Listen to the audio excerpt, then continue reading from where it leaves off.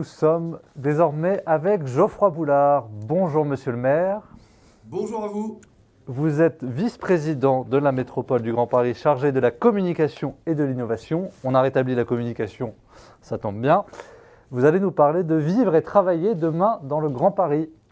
À vous. Merci à vous, César Armand.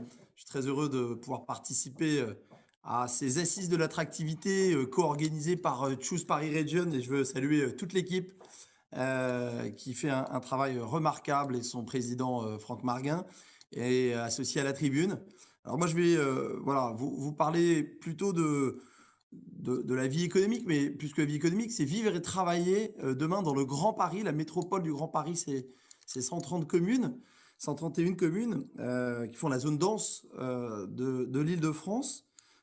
C'est vrai que la crise que nous vivons nous amène à repenser notre environnement, et notamment sur le plan urbanistique, notre manière d'habiter, notre façon de travailler dans la ville.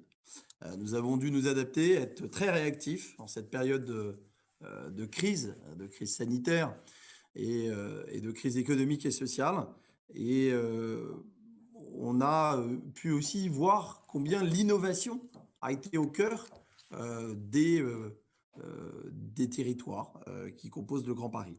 Alors cette réflexion d'une métropole durable, résiliente, agile, nous l'avons entamée sous la houlette du président Ollier dès sa création, dès la création de la métropole.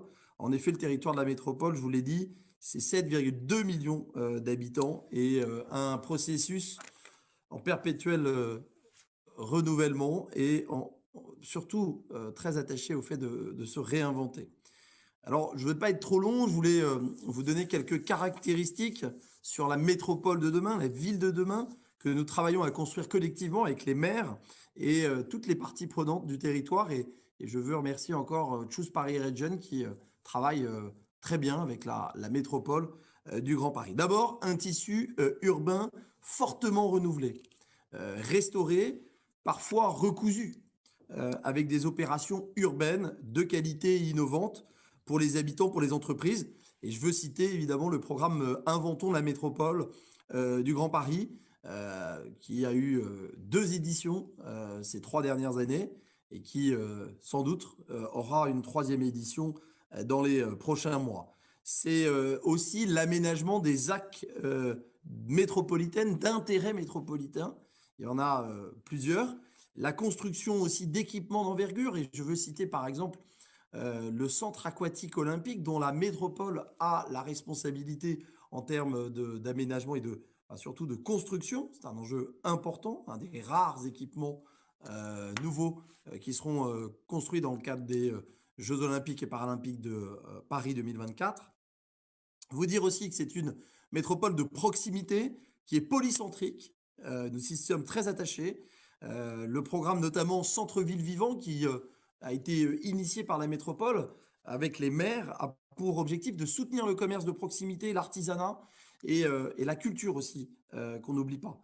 Le pacte métropolitain qu'on a lancé pour une logistique urbaine et durable du dernier kilomètre, avec le développement notamment des circuits courts, est au cœur des sujets qui animent la métropole du Grand Paris. Enfin, une métropole qui limite évidemment les pollutions et les nuisances.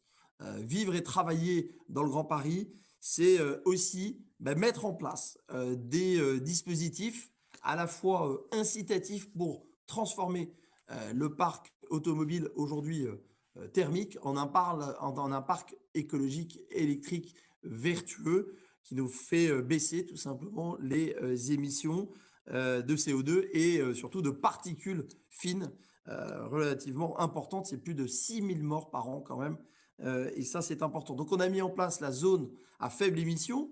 Progressivement, les maires prennent les arrêtés dans leur commune. Et nous aurons ainsi, dès juin 2021, une première ZFE qui se mettra en place avec une progressivité pour nous très importante dans les sanctions qui seront appliquées sur les véhicules les plus polluants, les diesels notamment. Donc ça, c'est très important. On a aussi tout un programme, un plan de lutte contre le bruit, un plan métropolitain en milieu urbain. Le bruit est les pollutions sonores sont aujourd'hui au cœur voilà, des priorités des maires. Et la métropole s'est saisie de cette question et a cartographié les lieux au niveau de la métropole les plus impactés par les pollutions sonores. Et l'idée, c'est quoi? C'est tout simplement de mettre autour de la table les acteurs pour réduire ces pollutions qui ne sont parfois pas forcément uniquement dues au trafic automobile, elles peuvent être dues aussi à des acteurs institutionnels, ferroviaires, d'ordre de la sécurité ou industriels. Et c'est ainsi que nous avons donc un plan sur ce sujet. Je veux aussi rappeler que la métropole, elle doit donner, et elle a prévu de donner toute sa place à la nature en ville, avec ce programme que nous avons développé, mais aussi qui est doublé d'un autre programme sur la biodiversité. La métropole, elle facilite les mobilités douces. Elle a notamment, elle est à l'origine du Vélib métropolitain, donc avec un syndicat qui gère cela.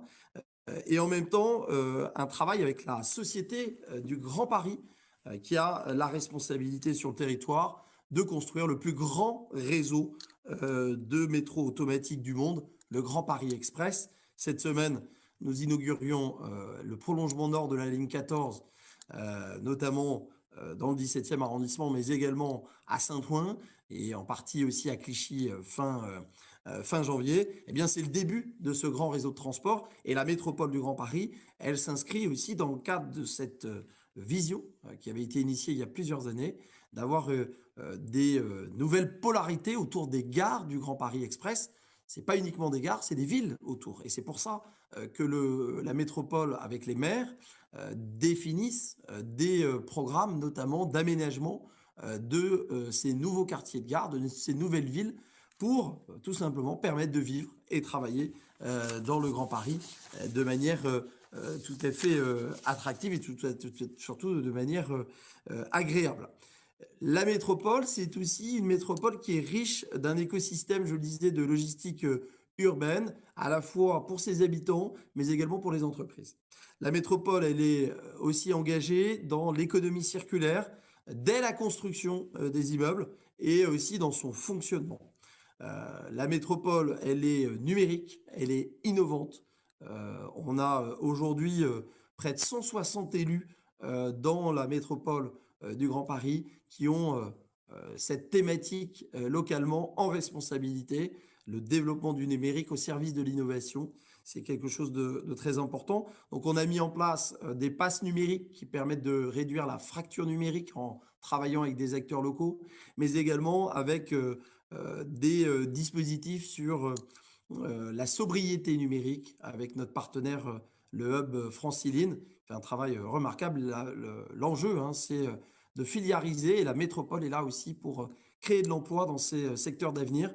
On parle beaucoup de numérique, mais derrière, il y a aussi les enjeux d'économie circulaire, de sobriété, le développement de Fairphone, par exemple, auprès des opérateurs, en tout cas les encourager à aller vers ce type d'équipement, parce que l'empreinte carbone, elle est encore très importante, hein, pour nos smartphones, et c'est là où il faut qu'on travaille.